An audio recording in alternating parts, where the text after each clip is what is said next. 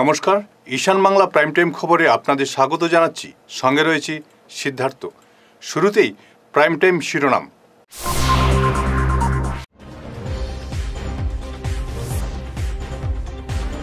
ব্যবসার জন্য ম্যাট্রিক পাসদের 10,000 টাকা ও স্নাতকদের 15,000 টাকা দেবে সরকার।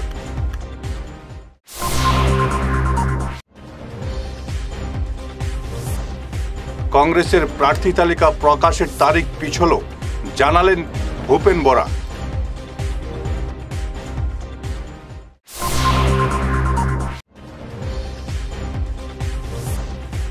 অসমে কংগ্রেসের ন্যায় যাত্রায় হাঙ্গামা, সমন যাবে রাহুল গান্ধীর কাছে, বললেন মুখ্যমন্ত্রী। এবারে বিস্তারিত ঈশান বাংলা প্রাইম টাইম খবর। নির্বাচনের আগে আরও জনমুখী প্রকল্প ঘোষণা করলেন মুখ্যমন্ত্রী হিমন্ত বিশ্ব শর্মা। আজ তিনি জানান, সরকার একটি আত্মনির্ভরশীল প্রকল্প হাতে নিয়েছে। এই প্রকল্পে যারা ম্যাট্রিক পাস তাদের ব্যবসা করার জন্য 10,000 টাকা দেওয়া হবে, আর যারা স্নাতক তাদের দেওয়া হবে 15,000 টাকা করে। এই ঘোষণার ফলে বেকাররা উপকৃত হবেন বলে তিনি আশা রাখেন। কংগ্রেসের প্রার্থী তালিকা ঘোষণা আরও পিছল। কাল প্রদেশ কংগ্রেস সভাপতি ভূপেন বরা জানিয়েছিলেন আগামী 8 মার্চ প্রকাশ হবে তালিকা, কিন্তু এখন তিনি বলছেন এজিপি ও এআইডিএফের তালিকা প্রকাশের পরে কংগ্রেসের তালিকা প্রকাশিত হবে। যেখানে বিজেপি প্রার্থী তালিকা প্রকাশ করে প্রচার শুরু করে দিয়েছে, আর কংগ্রেস এখন পর্যন্ত তাদের তালিকা ঠিক করতে পারেনি, বারবার তারিখ বদল হচ্ছে। অসমে কংগ্রেসের ন্যায় যাত্রায় বিশৃঙ্খল অবস্থা সৃষ্টির জন্য রাহুল গান্ধীর কাছে সমন পাঠানো হবে, এই মন্তব্য করলেন মুখ্যমন্ত্রী হিমন্ত বিশ্ব শর্মা। তিনি বলেন, সবাইকে আইন মেনে চলতে হবে। সেদিনের ঘটনার দায়ভার নিতে হবে রাহুল গান্ধীকে। এ বিষয়ে কংগ্রেস সভাপতি ভূপেন বরা ও বিধায়ক জাকির হোসেন তাপাদারকে আগেই সমন পাঠানো হয়েছিল, এবার রাহুল গান্ধীকে পাঠানো হলো। আজ গুমরা ও জালালপুর বাগানে মহাপ্রভু জগন্নাথ মন্দির ও স্কিল সেন্টারের উদ্বোধন করলেন মন্ত্রী পরিমল শুক্লবৈদ্য। এই দুটি কাজে ব্যয় হবে 3 কোটি টাকা। এদিন কালাইন এইচএস স্কুলে 7 কোটি টাকা ব্যয়ে নতুন ভবনের শিলান্যাস হয়েছে। মন্ত্রীর সঙ্গে ছিলেন সাংসদ ডাক্তার রাজদীপ রায়, 2 মণ্ডল সভাপতি নিত্যগোপাল দাস ও সুব্রত চক্রবর্তী, জালালপুর বাগান ম্যানেজার অসিত সাহা, প্রাক্তন এপি সভাপতি কার্তিক তাঁতি, পূর্ত বিভাগের কর্মকর্তা সহ অন্যান্যরা।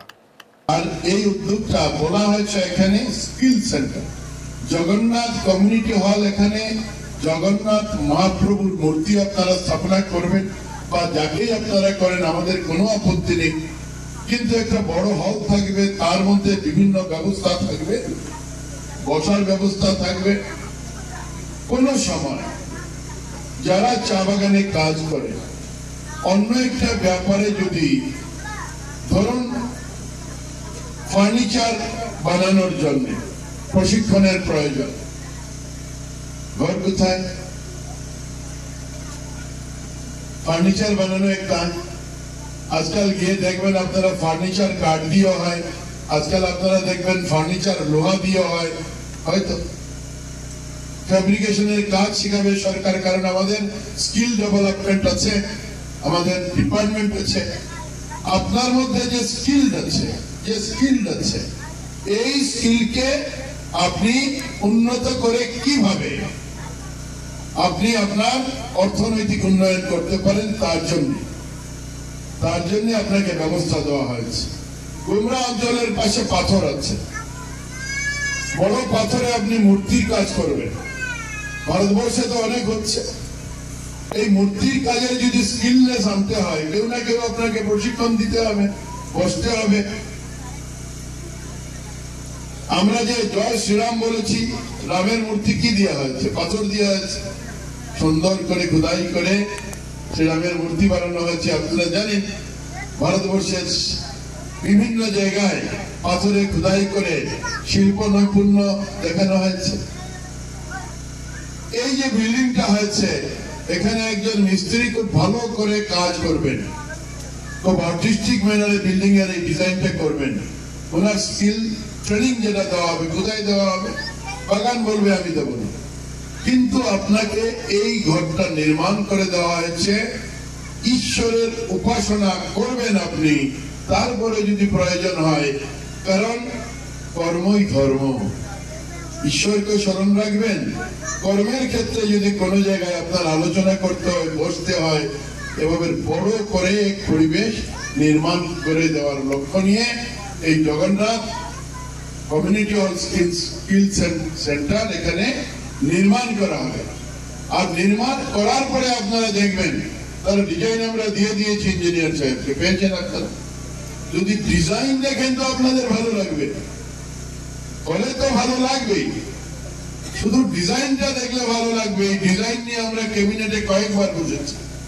মাননীয় মুখ্যমন্ত্রী আমাদেরকে প্রথম দেখিয়ে কোন কোন জায়গায় কিভাবে করলে ভালো হয় তারও পরামর্শ নিয়েছে, নিয়ে সমগ্র আসামে প্রত্যেকটা বাগানে যাতে করা যায়, এটা তো ফার্স্ট ফেজে কাজ আরম্ভ হয়েছে, প্রথম 5টা, তারপর আরো 5টা, যতটা বাগান অঞ্চল আছে এই বাগান অঞ্চলে যাতে খুব সুন্দর ব্যবস্থার মাধ্যমে যাতে বাগানের মানুষ প্রভু ঈশ্বরেরও স্মরণ করতে পারে, আর ঈশ্বর প্রদত্ত যে সমস্ত নিয়ম নীতি কাম সবগুলো ব্যাপারে চর্চা করতে পারে, তার জন্য এত বড় একটা নব্য ভব্য এক বিল্ডিং নির্মাণ করার পরিকল্পনা নিয়েছে। বাগানের ব্যাপারে খুব বেশি বলার প্রয়োজন নেই, আপনারা জ্ঞাত আছেন। আমরা 200 বছর থেকে, এই কদিন আগে আমরা বাগানের 200 বছর পূর্তি উপলক্ষে আমরা অনুষ্ঠান করেছি, আপনার বাগানের নয়। ফিরে আসছি ছোট্ট বিরতির পর, সঙ্গে থাকুন। Hair wig house and Loknath dance parlour, Cachar market, NS avenue, near IndusInd bank, ground floor, shop number 8। এখানে বিভিন্ন ব্র্যান্ডের হেয়ার উইক পাওয়া যায়। এখানে আলাদা চুলও লাগানো হয়, যেমন Australia gold, Dubai gold, mirage, পাবেরিয়া, লস অ্যাঞ্জেলেস এবং আরও বিভিন্ন ব্র্যান্ডের প্রোডাক্ট। এই সুবিধে মহিলা এবং পুরুষের উভয়ের জন্য রয়েছে। সব ব্র্যান্ডের হেয়ার উইকের উপর রয়েছে 50% ছাড়। মিনিমাম প্রাইস 2999 থেকে। তার সঙ্গে আপনারা পেয়ে যাচ্ছেন hair cutting, shaving, facial, hair spa, hair কালারের সুবিধে। মেয়েদের নাক এবং কান গাঁথানোরও ব্যবস্থা রয়েছে। যোগাযোগ করুন 9859187913, 9395405349। তোর মেয়ের পরীক্ষা তো শেষের দিকে, এবার কি করাবি ভাবছিস? আগামীতে বোর্ডের পরীক্ষা আর ভবিষ্যতে ইঞ্জিনিয়ারিং পড়ানোর ইচ্ছে, তাই ভাবছি এখন থেকেই একটা কম্পিউটার সেন্টারে কোচিং এর জন্য ভর্তি করিয়ে দেব। কিন্তু চারিদিকে যে হারে কম্পিউটার সেন্টার গজিয়ে উঠেছে, বুঝতে পারছি না কোথায় ভর্তি করাবো। ন্যাশনাল হাইওয়ে শিলচর 5-এ উইকেয়ার কম্পিউটার কোচিং ইনস্টিটিউট আছে তো, যেখানে জাতীয় ও আন্তর্জাতিক স্তরের লেখক সঞ্জীব সেন নিজে যত্ন সহকারে ছাত্রছাত্রীদের গাইড করে থাকেন। এখানে সেবা ও CBSE বোর্ডের ক্লাস 8 থেকে ক্লাস 10 এবং আসাম বোর্ডের 11 এবং 12-এর সাথে সাথে ইঞ্জিনিয়ারিং পড়ার জন্য ক্লাস 8 থেকেই ছাত্রছাত্রীদের তৈরি করে দেওয়া হয়। ওখানে পরীক্ষা এবং সার্টিফিকেটের ব্যবস্থাও আছে। তাই নাকি? কিন্তু যোগাযোগ করব কিভাবে? আমার ছেলেকে তো ভর্তি করিয়েই আসলাম, তোর মেয়েকে ভর্তি করতে আজই কল করিস 9387401842 এই নম্বরে। প্রাকৃতিক চিকিৎসা পদ্ধতি এবং অত্যাধুনিক চুম্বক চিকিৎসা পদ্ধতির মাধ্যমে ঔষধ ছাড়াই শরীরের বিভিন্ন রোগের চিকিৎসা করা যায়। বিশেষ করে বাত ব্যথা, কোমর ব্যথা, ঘাড়ের এবং মেরুদণ্ডের ব্যথা, হাঁটুর ব্যথা, নার্ভের রোগ, সায়াটিকা, প্যারালাইসিস ইত্যাদির চিকিৎসার জন্য যোগাযোগ করুন energy healing center, Ismail market, central road, Silchar. Chief consultant doctor M. Shantikumar Singh, lifestyle medicines consultant, Harvard school of medicines, USA certified. এছাড়াও ডিটক্সিফিকেশন মানে শরীরে জমা হয়ে থাকা বিভিন্ন বিষাক্ত বর্জ্য পদার্থ, টক্সিনগুলো শরীর থেকে বের করে সুস্থ এবং নিরোগ হয়ে জীবনযাপন করার জন্য প্রাকৃতিক চিকিৎসা পদ্ধতির steam bath, hot water immersion bath, mud bath, therapeutic massage, acupressure, chiropractic, panchakarma এবং শিরোধারা ইত্যাদির সুযোগ নিন। এই প্রিভেন্টিভ হেলথ কেয়ার চিকিৎসা সেবাটির সুযোগ নিন।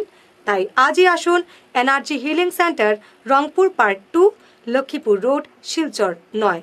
যোগাযোগ করুন 9706554286 এবং 9395732456। ভিজিটিং আওয়ার্স সকাল 11টা থেকে দুপুর 1টা পর্যন্ত। অগ্রিম বুকিং প্রয়োজন। নিখোঁজ হওয়ার 3 দিন পর কিশোরের লাশ উদ্ধার শিলচর দুধপাতিল ইটখোলা ঘাটের বরাক নদীতে। পরিবারের অভিযোগ, খুন করে নদীতে ফেলে দেওয়া হয়েছে সারোয়ার ইকবাল বড়বুইয়াকে।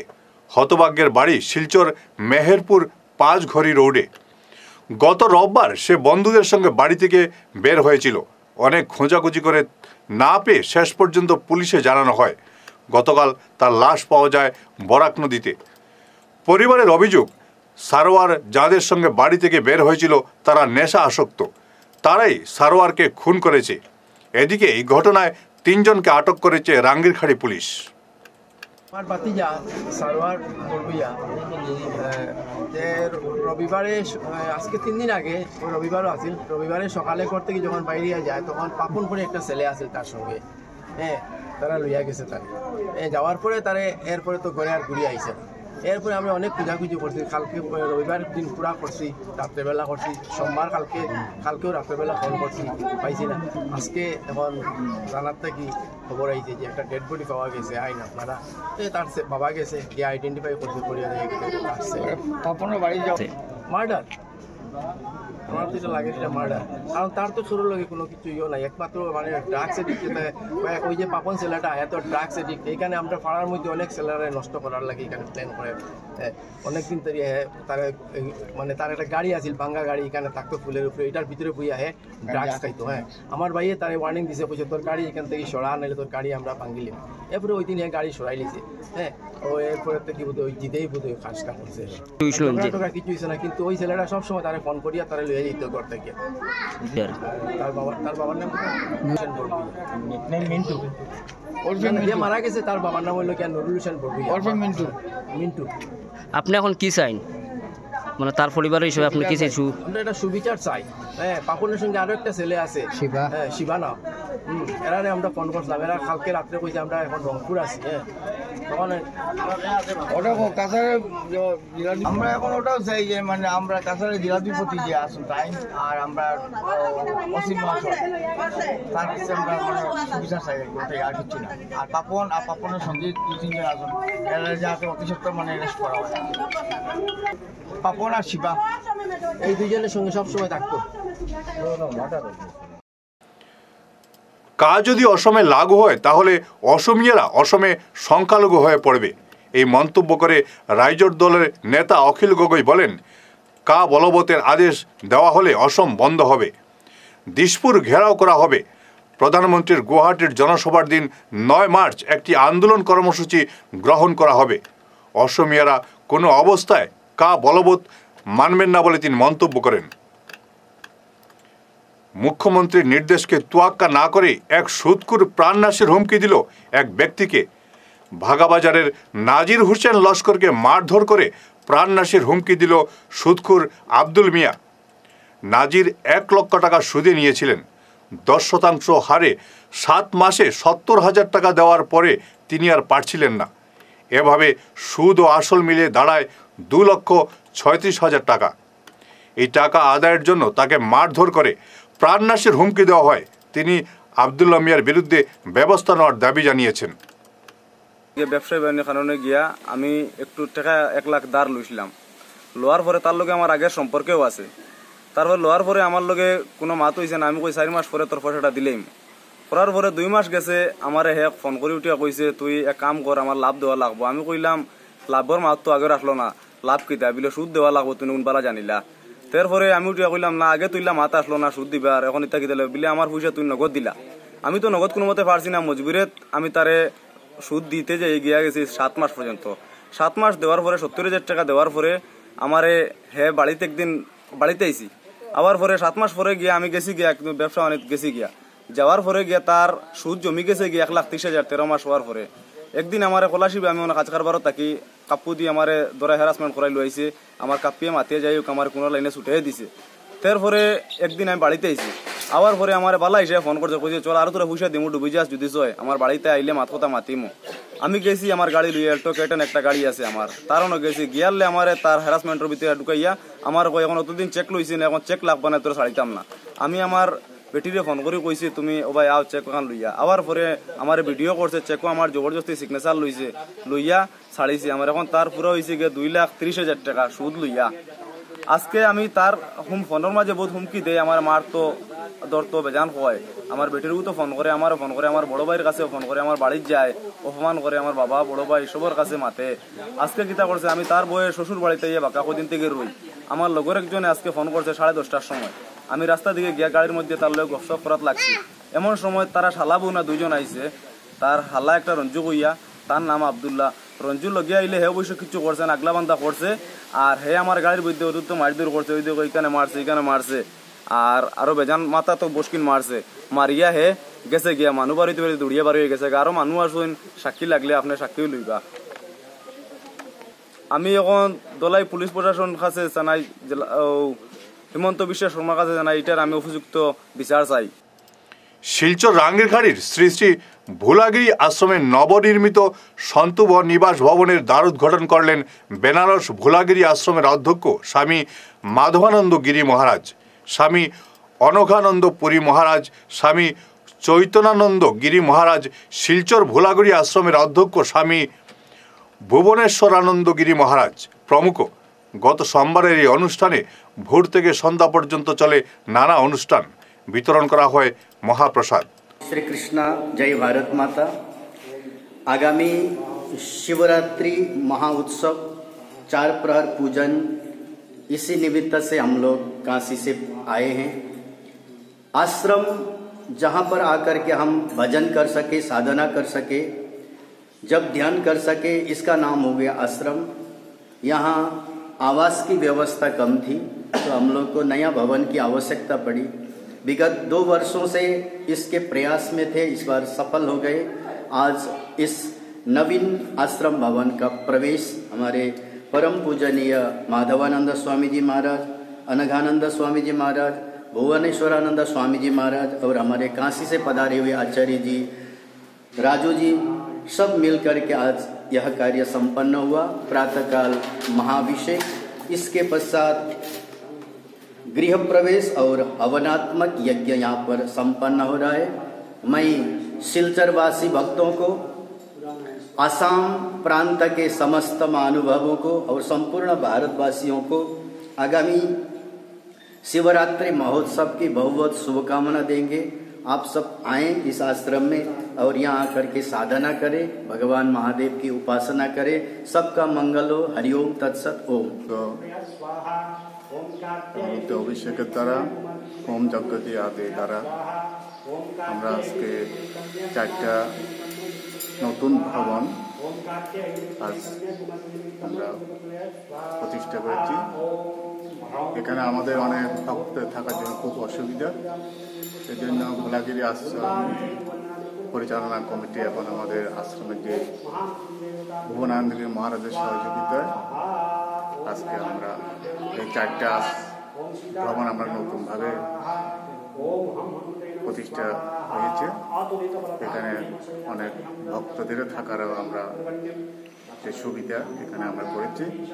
আমরা আগামীতেও আমরা আমাদের অনেক পরিকল্পনা আছে। আমাদের আশ্রমের যে সামনে জায়গাটা আছে, আমাদের এখানে সাধু ভবন এবং সৎসঙ্গ ভবন করার ইচ্ছা আছে। সব ভক্তদের আমি অনুরোধ করব, এই মহতি যে আমাদের পরিকল্পনা, এই পরিকল্পনায় সবাই যেন সহযোগিতা করে, তাহলে আমরা আগামীতেও আমরা অনেক সুন্দরভাবে এই প্রতিষ্ঠানকে আরো সুন্দর করতে পারি। শেষ করার আগে বিশেষ খবর আরো একবার।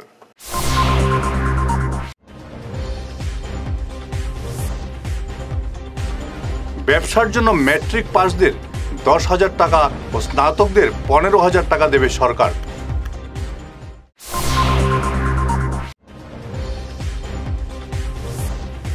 কংগ্রেসের প্রার্থী তালিকা প্রকাশের তারিখ পিছল, জানালেন ভূপেন বরা।